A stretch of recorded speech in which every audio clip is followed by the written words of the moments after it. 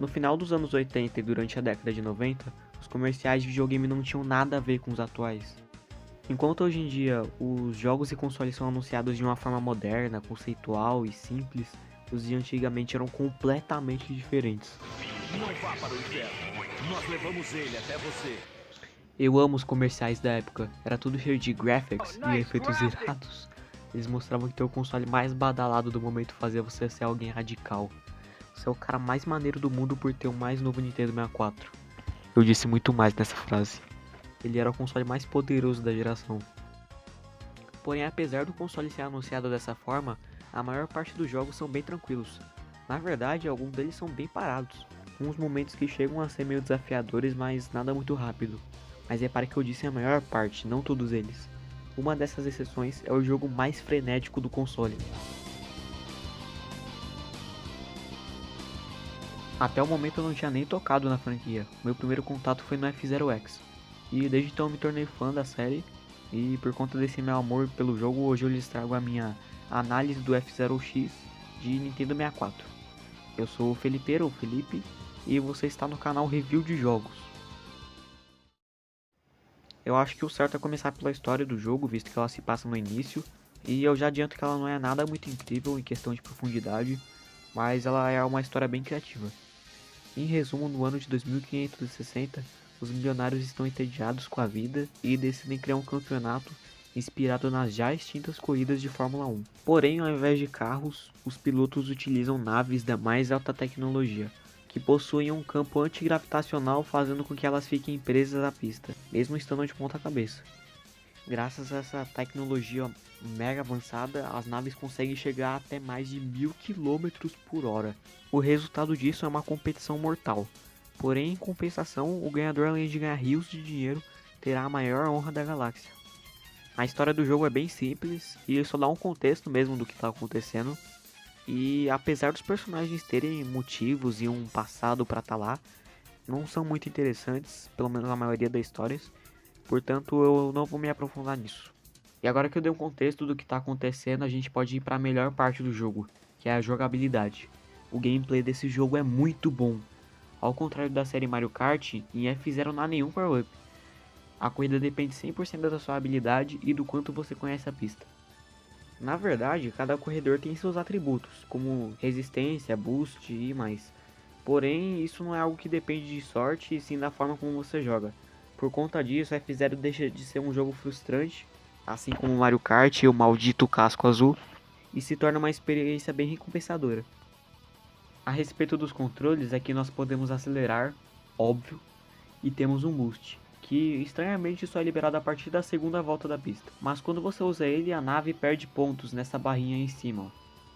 E aí você deve pensar, ah, mas depois que a energia acaba, nós podemos reabastecer e seguir normalmente. E você não poderia estar mais enganado. Quando a barrinha chega a 0%, o seu carro simplesmente explode, sem mais nem menos. E não pense que a solução para isso é só você não usar o boost, porque ele é uma mecânica essencial para ganhar a corrida. E mesmo que você economize, pode não adiantar. Sabe por quê? Porque ao colidir com qualquer coisa no jogo, a barra também desce. Ou seja, você pode matar seus adversários. Eles também podem fazer o mesmo. Então tome muito cuidado, porque o karma em F-Zero é real. Porém, fique tranquilo em relação a isso, porque todas as pistas possuem esse trechinho colorido aí, que quando você passa por cima dele, a sua energia sobe, então fique de boa. Eu adoro essa mecânica por conta dela adicionar uma camada bem densa de estratégia no jogo. Há diversos momentos em que você tem que escolher entre sacrificar sua segurança pela vitória ou jogar seguro e correr o risco de perder. E o fato de você normalmente estar acima da velocidade do som faz com que essa decisão seja bem difícil. Também temos uma mecânica que eu não sei o nome ao certo, mas eu chamo de inclinadinha. Você executa ela apertando Z para ir para a esquerda e para ir para a direita você aperta o R. Aqui ela te ajuda a fazer curvas sem que você tenha que desacelerar completamente. E por que isso é útil? Porque sempre que você faz uma curva muito rápido, o caso muito rápido nesse jogo seria a mais de 1000 km por hora, a sua nave acaba derrapando, fazendo com que você perca muita velocidade. E como F-Zero é um jogo em que ficar parado por alguns segundos pode ser fatal para sua run, ter essa inclinadinha ajuda muito. Inclusive aqui vai um adendo para a galerinha do emulador.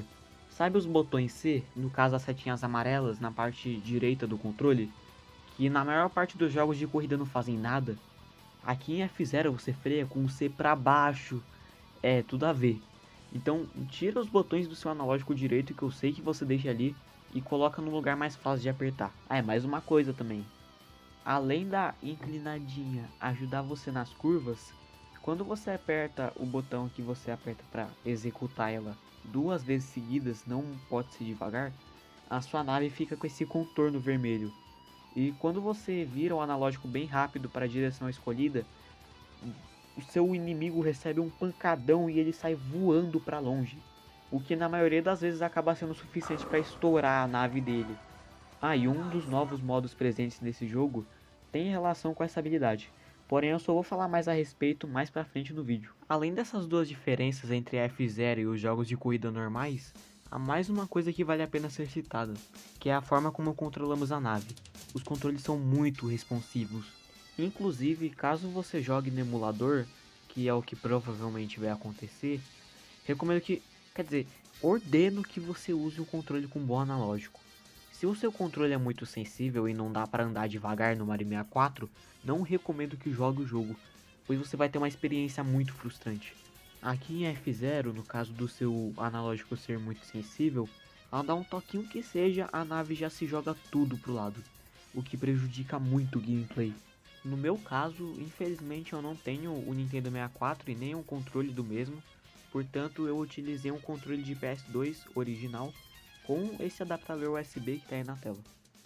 E funcionou extremamente bem.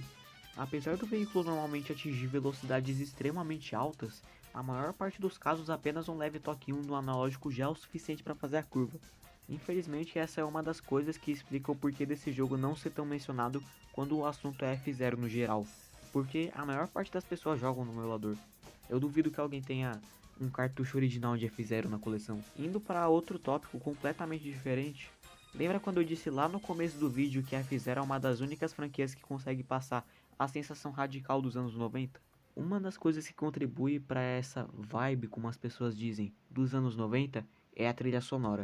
Ela é inteiramente composta por um rock frenético, metálico, bem anos 70 e 80. Eu amo de paixão a soundtrack desse jogo. E uma coisa bem triste a respeito disso é que como o jogo ficou bem pesado em questão de armazenamento, as músicas tiveram que ser salvas em baixa qualidade, mesmo para os padrões da época. O que durante o jogo não é algo tão perceptível graças aos barulhos da corrida, com as naves, com boost, narrador e etc. Mas ao ouvir elas sozinhas se torna algo bem notável. Porém não se engane, apesar da baixa qualidade as músicas são muito boas e bem marcantes. Uma das coisas que eu queria ressaltar é em relação aos efeitos sonoros, já adianto que não é um assunto muito extenso, mas é uma coisa que eu queria falar por me achar legal, e a maior parte deles, pelo menos dentro dos menus, são compostos por sons de guitarra, o que contribui para essa, novamente, vibe radical do jogo. Tanto ao clicar em algum botão ou mexer em alguma opção, até ao iniciar o jogo toca um sonzinho de guitarra, inclusive isso me lembra Guitar Hero. E sobre os menus, eles são bem carismáticos, eles são semelhantes a uma HQ da Marvel ou da DC dos anos 90, e uma curiosidade rápida, isso é consequência do jogo ser meio que feito para agradar os americanos ou em geral nós do ocidente nos anos 90, o que acabou ajudando a criar essa identidade visual do jogo. E falando do visual, vamos entrar no assunto que é uma das coisas mais criticadas do jogo, que são seus gráficos, e apesar disso ser verdade, eu acho que é de senso comum que você não vai reparar muito neles enquanto seu carro está a mais de 1000 km por hora. As paisagens das pistas são apenas imagens e as pistas em si, na parte que a gente anda, são bem simples esteticamente falando, com algumas exceções com alguns modelos 3D ao redor. E em algumas pistas eu até acabo me confundindo por elas usarem a mesma paleta de cor, porém em compensação eu consigo identificar qual pista é qual graças ao traçado dela, visto que o level design desse jogo é impecável, principalmente nas pistas difíceis. Elas são muito bem estruturadas e o jogo usa e abusa da mecânica antigravitacional, Nessa pista aqui, por exemplo, a Silence, você pode ver ali no desenho dela que ela possui curvas bem extensas, mas durante a jogatina elas são quase imperceptíveis. O segredo aqui é que a pista vai se rotacionando de forma bem gradual, fazendo com que o carro vá virando, mas sem que você perceba. Esse exemplo é bem simples, mas o jogo acaba brincando com isso em vários outros momentos dele. E voltando à parte gráfica do jogo, ela é bem simples. Nem mesmo as naves, que são um dos pontos principais do jogo, chegam a ser realmente detalhadas. Durante a produção do jogo, Shigeru Miyamoto, produtor do jogo, disse que queria duas coisas no jogo: uma taxa de quadros bem alta e que a corrida tivesse 30 corredores, custe o que custar. E realmente custou bem caro. Mas em compensação, o jogo é o único do sistema, ou um dos únicos, que conseguiu a façanha de rodar a 60 quadros por segundo. E ele se mantém mesmo no multiplayer com tela dividida. Além da opção de jogar com um amigo em split screen, como eu acabei de citar, o jogo possui outros 3 modos: o Time Trial, que é feito para você superar seus próprios recordes; o modo treino, que já estava presente no jogo anterior, mas continua sendo útil; e por fim o mais diferente entre eles, o Death Race. Lembra quando eu falei da mecânica de matar os oponentes? Aqui é o local em que utilizamos ela. Nesse modo, escolhemos o malfeitor, as configurações da nave e começamos a corrida. Só que a diferença aqui é que ao invés da corrida acabar após 3 voltas, ela só acaba quando você mata todos os outros competidores, ou quando você morre. Por conta disso, a pista é apenas um loop infinito. E explicando assim pode até fazer o modo parecer chato, porém a graça dele é justamente matar todo mundo. Além de ser bem satisfatório estourar o seu oponente, fazer speedrun explodir os outros competidores é bem divertido. E do vídeo é isso. Ele acabou de uma forma meio repentina, não soube como terminar ele, mas novamente muito obrigado por ter assistido até aqui.